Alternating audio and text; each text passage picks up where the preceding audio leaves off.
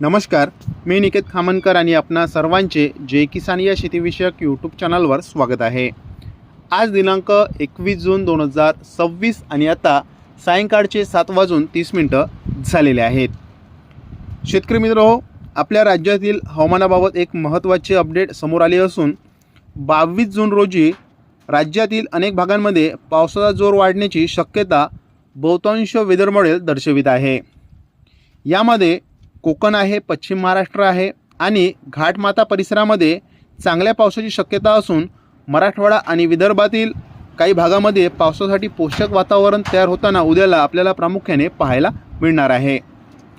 तुमच्या जिल्ह्यात पाऊस पडणार का आणि पुढील 24 तास कसे राहणार याबद्दल आपण सविस्तरपणे माहिती या व्हिडिओच्या माध्यमातून जाणून घेणार आहोत। तर त्यासाठी हा व्हिडिओ शेवटपर्यंत नक्की बघावा।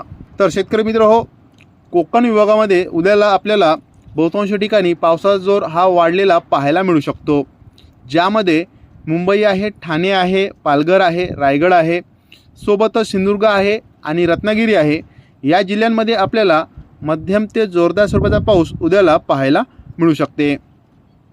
विशेषतः रायगड आहे, रत्नागिरी आहे आणि सिंधुदुर्ग आहे या जिल्ह्यांमध्ये काही ठिकाणी मुसळधार स्वरूपाचा पाऊससुद्धा या ठिकाणी पाहायला मिळू शकते।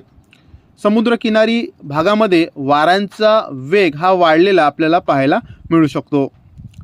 त्यानंतर पश्चिम महाराष्ट्रातील पुणे आहे, सातारा आहे, कोल्हापूर आहे, सोबतच सांगली आहे, सोलापूर आहे या जिल्ह्यांमध्ये आपल्याला मोठ्या प्रमाणात ढगाळ वातावरण या ठिकाणी पाहायला मिळू शकते। यावेळेस आपल्याला या जिल्ह्यामध्ये आपल्याला दुपारनंतर किंवा सायंकाळच्या वेळेला या ठिकाणी मेघगर्जनेसोबत आपल्याला पाऊस हा पाहायला मिळू शकतो। घाटमाता भागामध्ये आपल्याला पावसाचा जोर हा अधिक पाहायला मिळू शकते। मराठवाड्यातील छत्रपती संभाजीनगर आहे, जालना आहे, बीड आहे, परभणी आहे, हिंगोली आहे, नांदेड सोबतच लातूर या जिल्ह्यांमध्ये आपल्याला ढगाळ वातावरण प्रामुख्याने या ठिकाणी पाहायला मिळू शकते। काही ठिकाणी आपल्याला हलका किंवा मध्यम स्वरूपाचा पाऊससुद्धा या जिल्ह्यांमध्ये पाहायला मिळू शकते। मात्र सर्वच भागांमध्ये जोरदार पाऊस होईल असे संकेत सध्या तरी वेदर मॉडेलवरून या भागामध्ये दिसत नाही आहे। यासोबतच विदर्भातील नागपूर आहे, अमरावती आहे, अकोला आहे, यवतमाळ आहे, सोबतच वर्धा आहे, भंडारा, गोंदिया या जिल्ह्यांमध्ये आपल्याला उष्ण व दमट वातावरण उद्यालासुद्धा या ठिकाणी पाहायला मिळू शकते। पण दुपारनंतर खास करून सायंकाळच्या वेळेला या ठिकाणी आपल्याला मेघगर्जनेसोबत हलका किंवा मध्यम स्वरूपाचा पाऊस काही ठिकाणी पाहायला मिळू शकते। जोरदार आणि व्यापक पावसाची शक्यता मात्र या भागामध्ये कमी दिसत आहे।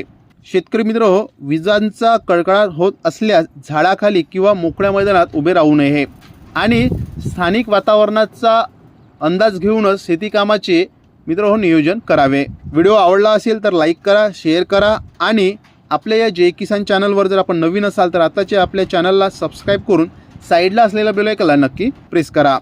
सोबतच आपल्या भागामध्ये पावसासंदर्भात काय परिस्थिती आहे ते सुद्धा कॉमेंटद्वारे माहिती नक्की द्या।